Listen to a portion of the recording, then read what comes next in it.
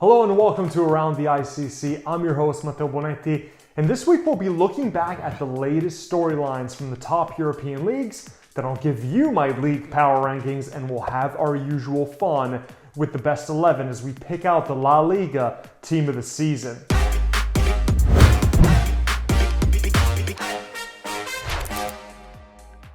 Let's start off in La Liga as it's easily the most fun title race going on with three teams, Barcelona, Real Madrid, and Atletico Madrid, all fighting for the title as we now head into the last few weeks of the season. Now, over the weekend, we had a huge game between Barcelona and Atleti that could have given us a slightly better indication of who wants to get back out in front, but the game finished scoreless as a 0-0, and it was a rather flat performance from Barcelona as a whole. Despite Lionel Messi's best efforts at giving his team that go-ahead goal, it wasn't enough in the end under Ronald Koeman, and now that's the second time in as many weeks that Barcelona has dropped important points. Even though there's no shame in drawing against your direct title rivals Atletico Madrid, the loss against Granada might be something that we look back on at the end of the season as a key factor in who won La Liga. Now, speaking of draws, you might have heard that there was another game in the Spanish top flight with huge implications,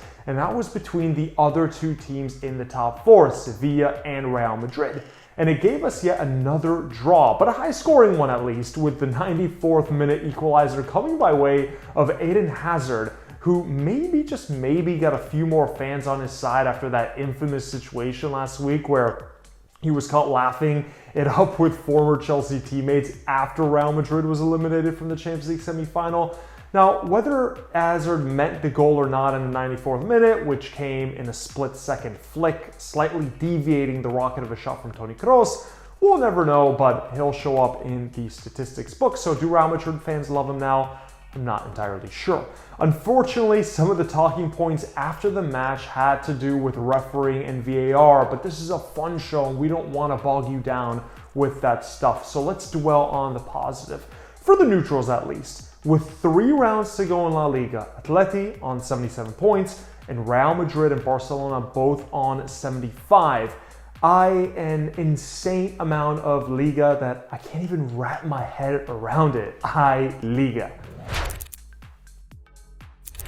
In the Premier League, Manchester City will have to wait a few more days to celebrate as their rivals United beat Aston Villa 3-1, but the question for Pep's men and the trophy remains when rather than if. Now, the real fight at the moment is for that 4th Champions League spot, with Leicester City thinking that they could get a bit of breathing room in that position, losing 4-2 at home to Newcastle, one of the most surprising results that we've seen in the Premier League in quite some time, which means that West Ham and Liverpool have a green light to keep dreaming, and Liverpool, don't forget, have a game in hand to make it even more interesting in the final 3 rounds of the season.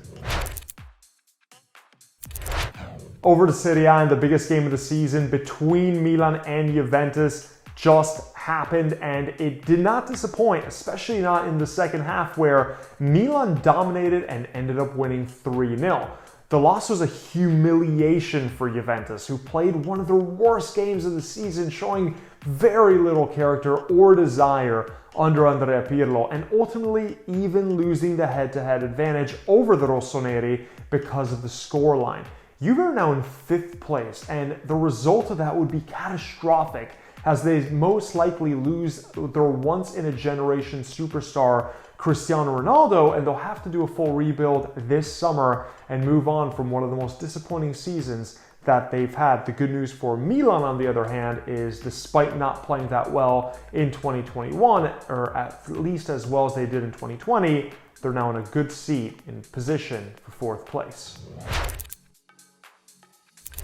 Congratulations, Bayern Munich, on their 9th consecutive league title, a phenomenal record showing their absolute domination in the German league. The former European champions relied upon a sensational season from Robert Lewandowski, who scored 39 of the team's 92 goals so far this season. They got plenty of help from the midfield, from Joshua Kimmich, who's so versatile, and Leon Goretzka, who can get forward, and of course another sturdy season from goalkeeper Manuel Neuer, who surpassed Oliver Kahn's Bundesliga clean sheet record of 196. Congrats, Bayern Munich. And finally, we end in Liga, where PSG were dealt a huge title blow with their 1-1 draw against Rennes, meaning that Lille now have a 3-point advantage at the top of the table with only 2 games to go. An insane achievement for Christophe Galtier's men. PSG not winning the French league title is always seen as a big blow since the new era of this big spending squad that's full of superstars and is expected to go all the way in the Champions League. So to not win Ligue 1 and finish second to Lille would be a very disappointing season. It's time to rank the major leagues and make a few people angry, obviously.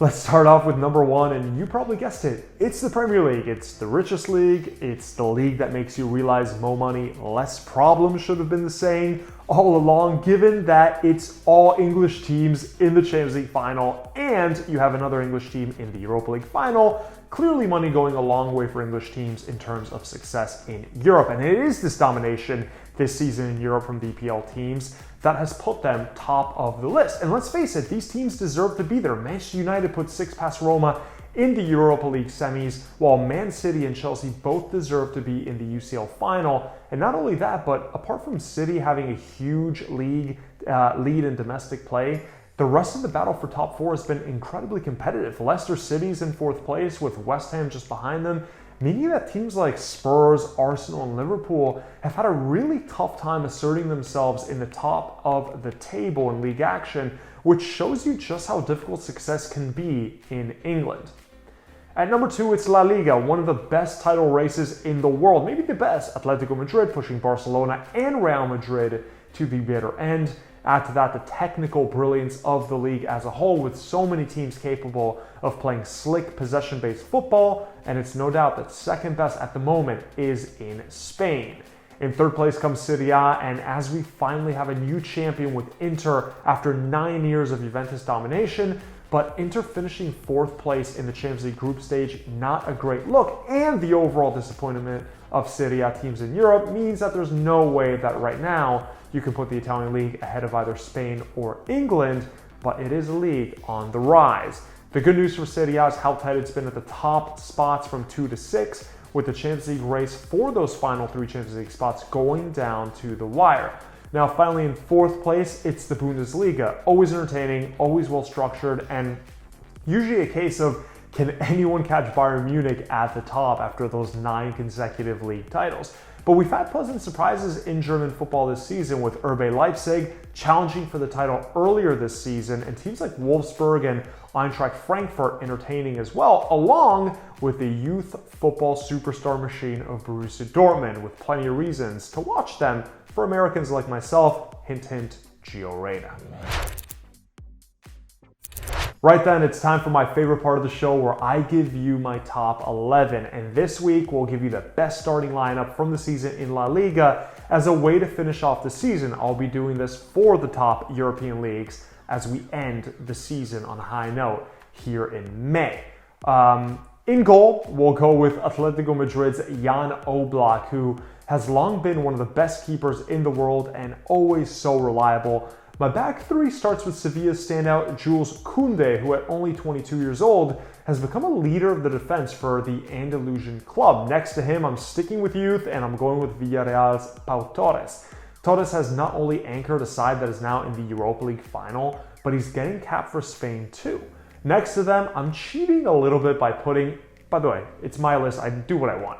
I'm putting Barca's Frankie de Jong, who in fairness to me has played a handful of games as center back for Barcelona, but his slick style of passing and organizing has always made me a fan, and who knows, maybe in the future we'll even see more converted deep-lying playmakers going full-time to center back. With the way that football is going, more possession-based, where you basically have to play a 5-a-side game to get out of your own half, could be a thing in the future.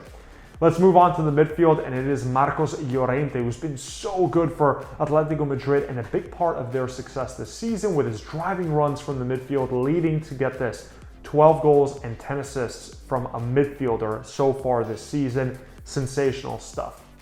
Next to him, it's the Real Madrid pairing of Casemiro and Toni Kroos, who have rolled back the years in Real Madrid and put in some vintage performances for Zinedine Zidane. Now, Marcelo Bielsa would be proud of me with this crazy 3-3-1-3 formation, but with the way that La Liga is so stacked with attacking talent, I just have to switch things up and put in more strikers. In the attacking midfield position, I gotta go with the GOAT, Lionel Messi, who at 33 years old has scored 36 goals in all comps for Barcelona and remains as alien-like as usual. In front of him, 3 strikers who have done amazing this season. Karim Benzema has 21 goals and 8 assists in La Liga for Real Madrid, and has been a key figure for their creativity and effectiveness up front. Villarreal's Gerard Moreno has a career-best 21 league goals this season and is the starting striker for a team that's now in the Europa League final, ready to set to take on Manchester United. And to round out my 11, it's a player Barcelona probably wish they had kept, none other than Luis Suarez. Still as good as ever, it seems, with his new team Atletico Madrid, which has been the team out in front in 2021.